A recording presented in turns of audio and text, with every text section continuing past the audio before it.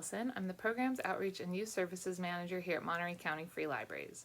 Thank you for joining me this evening for another episode of Book Chat. Tonight I'm going to be chatting with you about I Hope This Finds You Well by Natalie Sue. I found this on the shelf when I was visiting our King City library, and anybody who is familiar with office email culture is familiar with the I hope this finds you well phrase within emails. It's kind of become a joke now.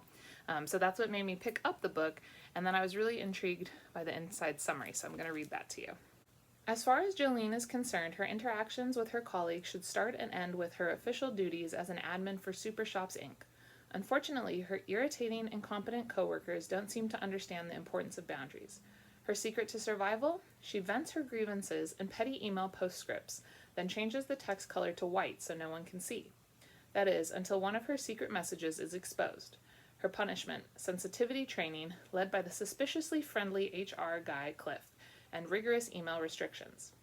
When an IT mix-up grants her access to her entire department's private emails and DMs, Jolene knows she should report it, but who could resist reading what their coworkers are really saying? And when she discovers layoffs are coming, she realizes this might just be the key to saving her job. The plan is simple: gain her boss's favor, convince HR she's Super Shop material, and beat out the competition. But as Jolene is drawn further into her coworkers' lives and realizes they are each keeping secrets, her carefully constructed walls begin to crumble, especially around Cliff, who she definitely cannot have feelings for.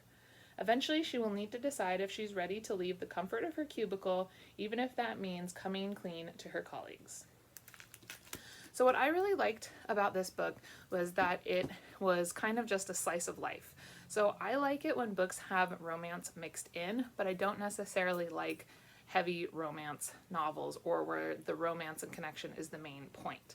So there is romantic tension between Jolene and Cliff, but there's also a lot of other stuff going on in Jolene's life.